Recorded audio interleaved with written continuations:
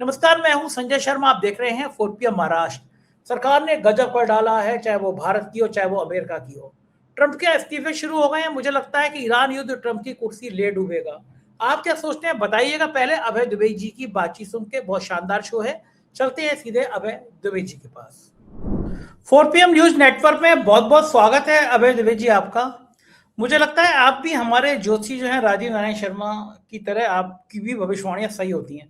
आपको मतलब नहीं होता, आपको इंटरेस्ट नहीं है ना ज्योतिषी में, ना आप इन धार्मिक प्रक्रियाओं में भाग लेते हैं, और मुझे पता है कि आपको इन सब में इंटरेस्ट भी नहीं है, ना आप मानते हैं। लेकिन आपने कहा था शुरुआत में ही कि ईरान के चक्कर में अमेरिका निपट जाएगा, ट्रंप की कुर्सी खतरे में पड़ जाएगी। और मैं देख रहा हूँ आपकी भविष्यवाणियां लगभग सही होती होती नजर आ रही हैं। बड़ी खबर यह हुई कि अमेरिका के राष्ट्रीय आतंकवाद रोधी केंद्र के निदेशक जॉ केंट ने अपने पद से इस्तीफा दे दिया। इस्तीफा ही नहीं दिया, उन्होंने कहा कि उनका दिल इस बात की गवाही नहीं दे रहा कि वो इस युद्ध का समर्थन करे। कोई खतरा नहीं था ईरान से, केवल इजरायल के कहने पर ट्रंप ने युद्ध किया। और मेरा मानना यह है कि जो भी थोड़ा बहुत भी नैतिक आदमी होगा, उसका दिल गवाही नहीं देगा कि 150 पौने 200 बच्चियों पर, स्कूलों पर हमला कर दिया जाए, उन्हें मौत के घाट उतार दिया जाए। रोज सैकड़ों बेगुनाहों की हत्या हो रही है। युद्ध किसी भी समस्या का समाधान नहीं है। लेकिन एक सन की राजा इसलिए कह रहा हूं कि उसने अपनी यौन शोषण से छुपी हुई खबरें दिखाने के लिए युद्ध किया, ऐसा पूरी दुनिया में कहा जा रहा है। 8-9 साल की बच्चियों को वो राक्षस की तरह नोच रहा था, खसोट रहा था ट्रंप।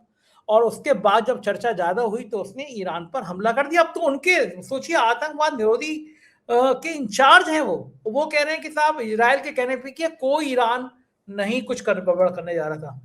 आपको लग रहा है कि अब ये पहला इस्तीफा हुआ है, अमेरिका के अंदर बहुत ज्यादा गुस्सा है, हजारों करोड़ रुपए सुहा हो गए अमेरिका के, ईरान बस में नहीं आ रहा। ईरान ने धुआं धुआं कर दिया है मिडिल ईस्ट में। दुबई जैसा शांत देश बर्बादी की, तबाही की कहानी कह रहा है। पूरे सऊदी में और बाकी कुवैत हंगामा मचा पड़ा है। आपको क्या लगता है, ये इस्तीफा आखिरी नहीं है, ये पहला है, और अब ये जंग और बड़ी होगी और ट्रंप की कुर्सी क्या खतरे में वाकई में आ जाएगी? क्या लगता है भाई? देखिए, जिन जो केंट ने इस्तीफा दिया है वो नेशनल काउंटर टेररिज्म सेंटर के डायरेक्टर थे और इन्हें खुद ट्रंप ने ही नियुक्त किया था। ट्रंप के पसंदीदा डायरेक्टर थे। लेकिन जाहिर है कि ट्रंप की जो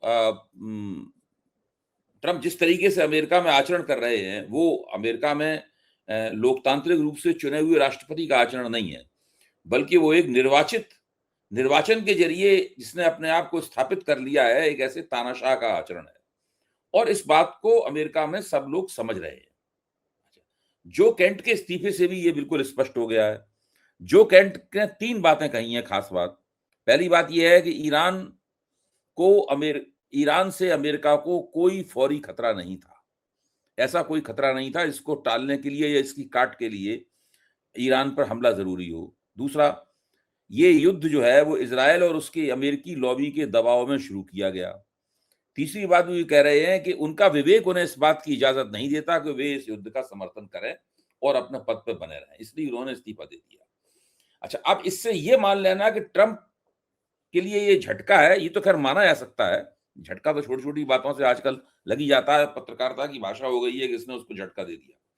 उसको छोड़िए, मैं ये कहूंगा कि ट्रंप के ऊपर इससे कोई दबाव पैदा नहीं होगा। मैं ये मानता हूं, मेरा विश्लेषण ये है। उसकी वजह यह है कि ट्रंप उस मुकाम तक जा चुके हैं। ट्रंप वहां खड़े हुए हैं जहां पे किसी के इस्तीफा देने वगैरह से उनके ऊपर कोई फर्क नहीं पड़ता।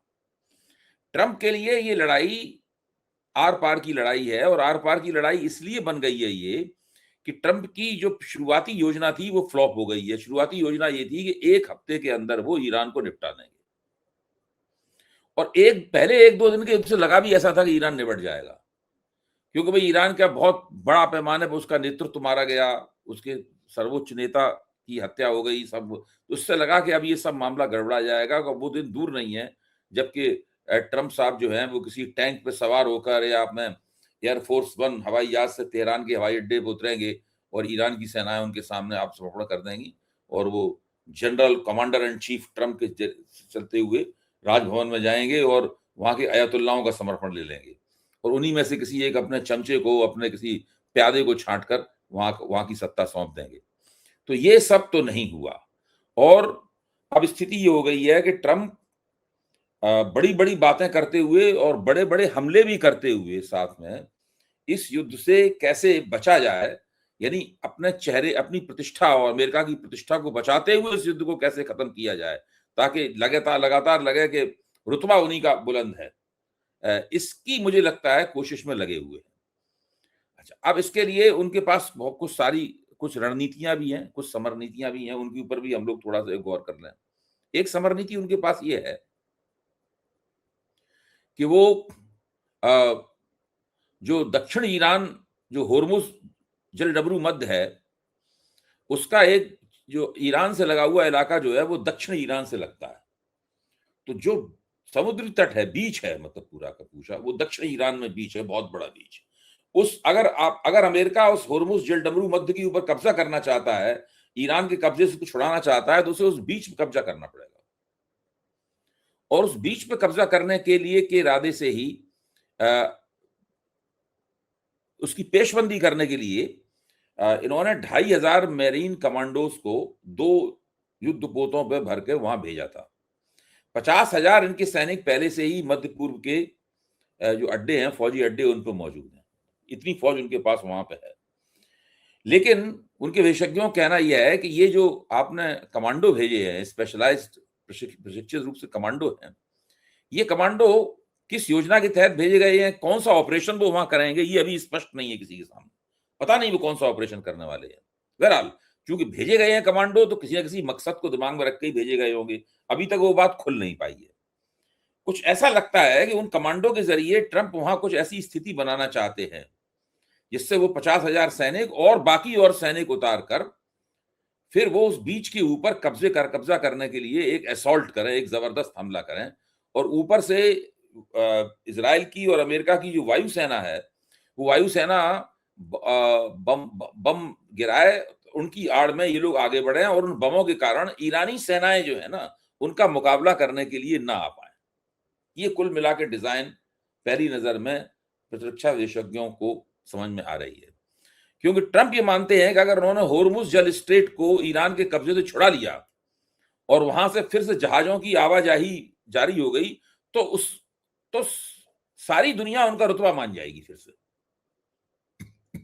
फिर से माना जाएगा कि देखिए ये इन्होंने जबरदस्त काम किया, और ईरान का दबाव जो है, ईरान का शिकंजा जो है युद्ध के ऊपर, इससे ढीला पड़ जाएगा।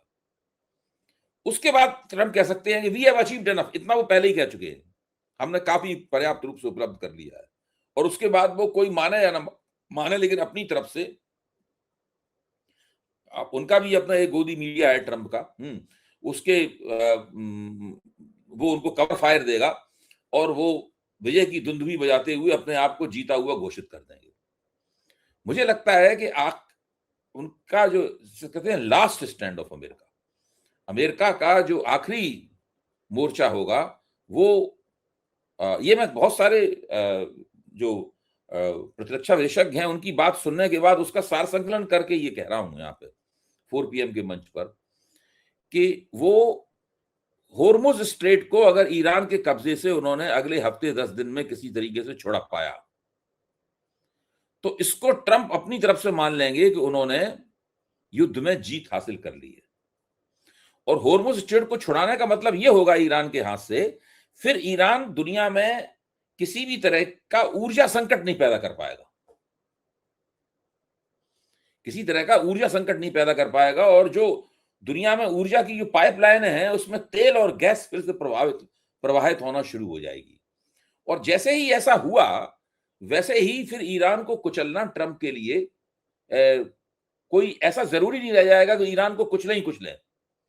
ईरान के हाथ से पहलकदमी निकल जाएगी युद्ध की। ऐसा मुझे लगता है कि ट्रंप और उनके सलाहकार चाहते हैं ऐसा करें।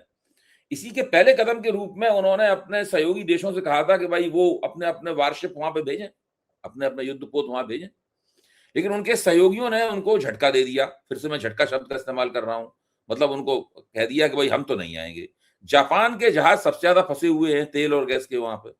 जापान ने कह दिया कि हमारी तो लोकसभा है, हमारी जो संसद है, उसने कह दिया है कि कानूनी नहीं है वहां युद्ध में भाग लेने का, कानून हमारे यहाँ नहीं है, हम लोग नहीं युद्ध में भाग ले सकते।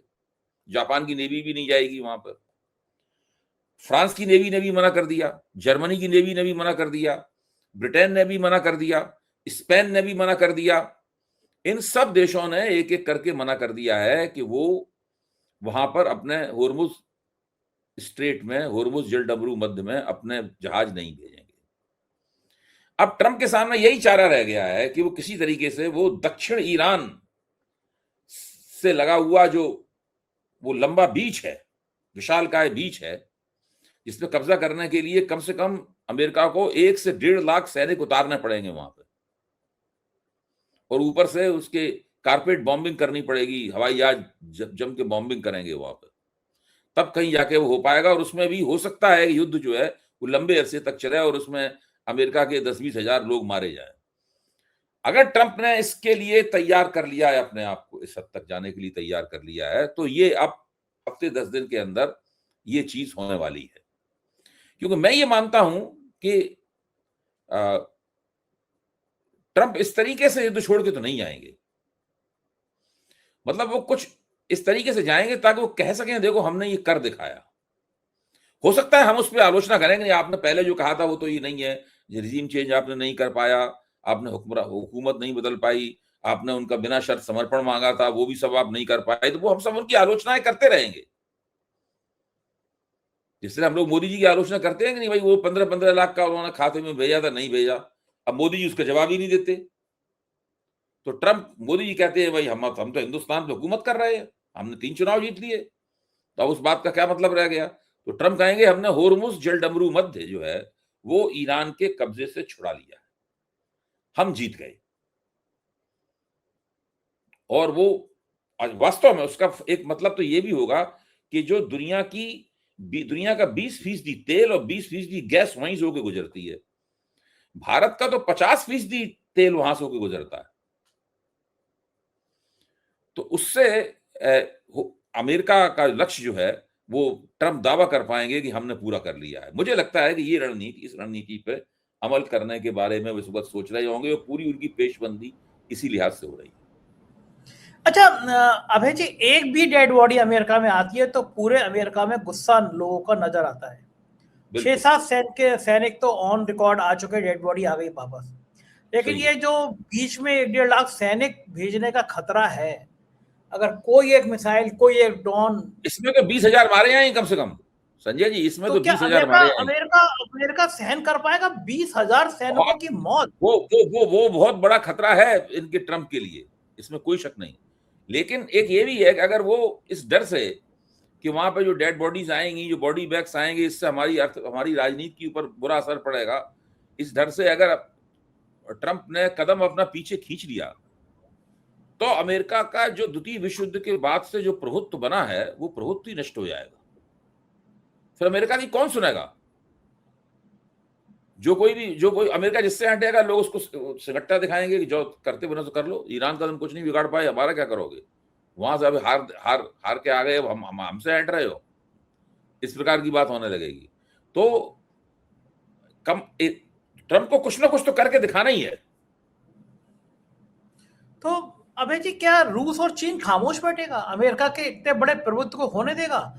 ईरान के संग चीन खड़ा हो गया तो अमेरिका की हैसियत है कि वो 1-1.5 लाख सैनिक ऐसे उतार दे, वो 10,000 सैनिक मरवा दे, इतनी ट्रंप की हैसियत होगी अगर चीन खड़ा होता है? ईरान के संग खड़ा ही दिख रहा है। जब लड़ाई आर पार की होती है, जब लड़ाई आर पार की होती है और जब आपके पीछे बड़ी बड़ी लॉबीज खड़ी होती हैं और सारा जितना भी कट्टरपंथी लॉबी है अमेरिका की, जो ट्रंप के सारे सहयोगी, ये सब एक से एक कट्टरपंथी हैं। ये बंदे जो काउंटर टेररिज्म एक्सपर्ट थे, ये उतने कट्टरपंथी नहीं साबित हुए, इसलिए छोड़ के चले गए। तो वो सब लोग उस वक्त तक अड़े रहेंगे जब तक कि उन्हें अपनी जीत का दावा करने का मौका न मिल जाए। देखिए, ट्रंप के लिए ये बहुत जरूरी है कि वो कम से कम दुनिया को दिखा सकें कि हमने कोई ना कोई तीर तो मारा है युद्ध में जाकर। अगर वो बिना ये किए हुए वापस आ जाएंगे तो उनकी राजनीति भी खत्म हो जाएगी, इतिहास में उनका नाम भी इतिहास के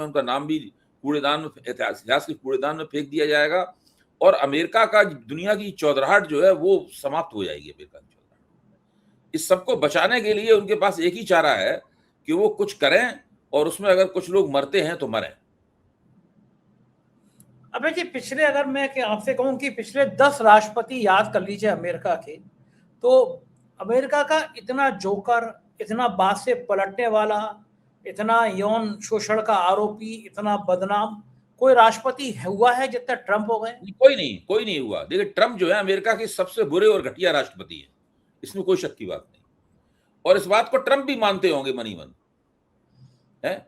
जब ट्रंप चुनाव जीतने के लिए जा रहे थे, हिलेरी क्लिंटन ने अपने एक भाषण में कहा भी था कि जिस व्यक्ति को हम अपना कमांडर इन चीफ बनाने के लिए जा रहे हैं, उस व्यक्ति के ऊपर मैं भरोसा नहीं कर सकती कि वो अमेरिका को बहुत अकलमंदी से युद्ध की आग में, युद्ध की तरफ ले जाएगा। ये कभी भी किसी भी वक्त अमेरिका को युद्ध की तरफ ले जा सकता है।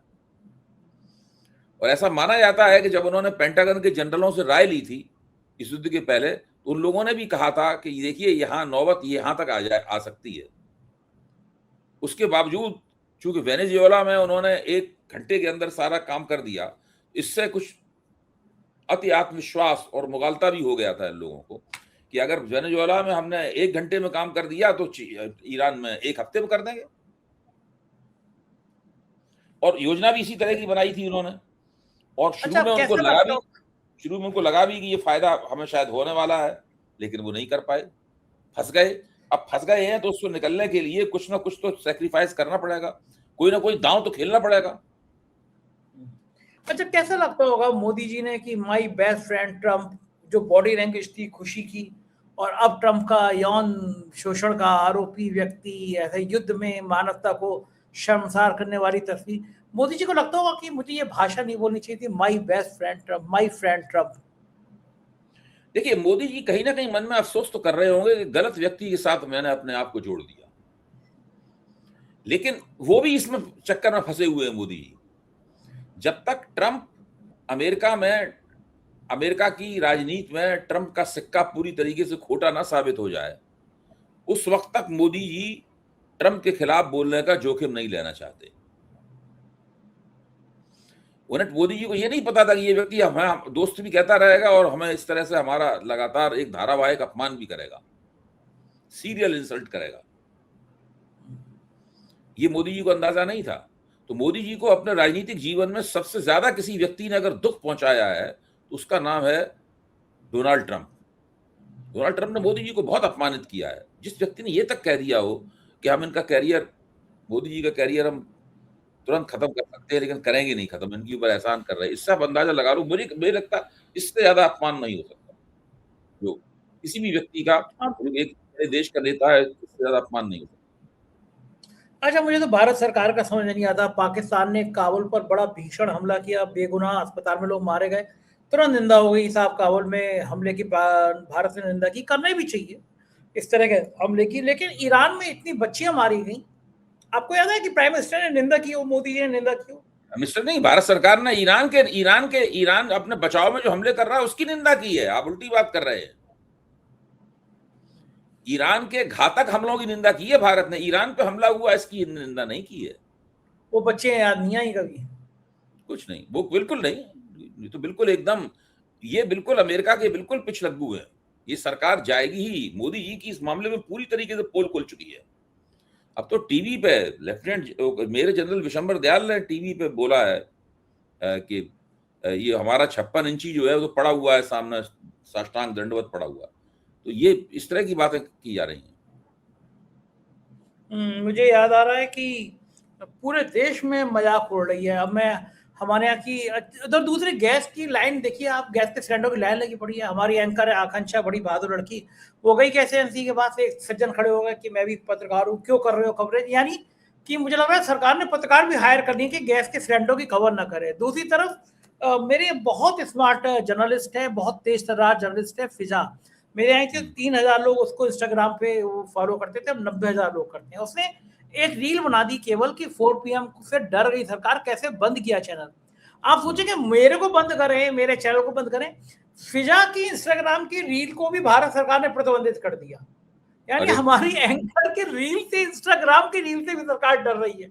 इतनी डरी हुई सरकार, चैनल बंद कर दो, हमारे एंकर की इंस्टाग्राम की रील बंद कर रही है। कि क्या, क्यों डर रहे हैं इतना, ऐसा क्या तूफान? 4 PM क्या इनको सपने में डर आ रहा है? क्यों लगता है भाई इनको, या आप इतना खतरनाक मुझे लगता है कि 4 PM को एक नमूना बनाना चाहते हैं। 4 पीएम को एक उदाहरण के तौर पर, एक नज़ीर के तौर पर पेश करना चाहते हैं कि हम देश के सबसे बड़े सोशल मीडिया प्लेटफ़ॉर्म को बंद कर सकते हैं, तो बाकी लोग भी सतर्क हो जाएँ, उनके ऊपर भी हमारा हमला हो सकता है।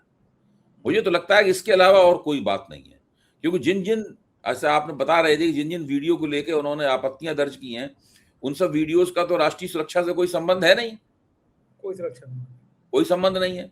फिर भी वो कह रहे हैं इस बात को, इसका सीधा मतलब ये है कि वो सिर्फ़ उनको इससे कोई मतलब नहीं है कि उनके पास उनका कदम न्यायपूर्ण है कि नहीं है, या उसको न्यायपूर्ण साबित कर सकते हैं या नहीं कर सकते हैं।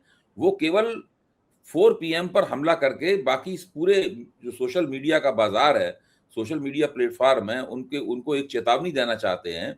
देखिए, जब हम इनको बंद कर सकते हैं, तो आप लोगों को तो आप समझ लीजिएगा आपका हम क्या हाल करेंगे। इसके अलावा और मुझे तो इसके पीछे कोई कारण नज़र नहीं आता। अच्छा अभय जी, मेरा चैनल बंद किया, मेरी एंकर का फिजा का उन्होंने इंस्टाग्राम को डील प्रतिबंधित कर दी। मुझे इन बातों पे दुखी होना चाहिए या खुश होना चाहिए कि मैं देश में एक ऐसा इंसान बन गया जो सरकार टारगेट करके सिर्फ मेरे चैनल को, मेरे एंकर्स के पीछे पड़ी हुई है? भाई देखिए, आपकी तो पब्लिसिटी हो रही है, दिक्कतें भी हो रही हैं आपको मुकदमा लड़ना पड़ रहा है, आपको अदालत जाना पड़ रहा है, आपका काम बढ़ गया है, और जब एक बार सरकारी दमन चक्र शुरू हो जाता है, तो फिर वो आप एक जगह उसको तोड़ते हैं, दूसरी जगह से शुरू हो जाता है, फिर सरकार बहुत तरीके से हमला करती है। तो ये सारी आपकी दिक्कतें तो बढ़ रही हैं, लेकिन आपको इससे जो प्रचार मिल रहा है, मतलब वो भी अभूतपूर्व है, जो वो नहीं मिल सकता था और किसी तरीके से। इसके दोनों पक्ष हैं। यही मुझे लग रहा है।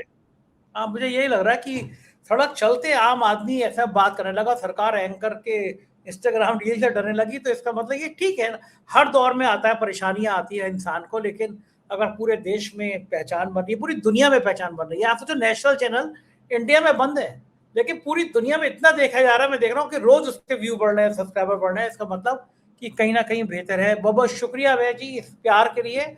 आपका प्यार, आपका साथ, आपका भरोसा भी मुझे बहुत ताकत देता है कि एक इतना इंटेलेक्चुअल शख्स देश में, जिनकी पूरी दुनिया में पहचान है, आपको तो पूरी दुनिया सुनती है, मेरे साथ बातचीत करते हैं, तो ये भी मेरा हौसला बढ़ाने के लिए पर्याप्त है कि आप जैसे बड़े भाई मेरे साथ हैं। बहुत बहुत शुक्रिया अभय जी, थैंक यू। ये थे अभय द्विवेदी जी और पूरी बातचीत आपने सुनी। मुझको यकीन है ये बातचीत आपको इसलिए भी पसंद आई होगी कि अभय द्विवेदी जी ज्ञान का भंडार है, तरह तरह की बातें उनके साथ निकलती हैं। कैसी लगी बातचीत कमेंट जरूर करिएगा। शुक्रिया, थैंक यू।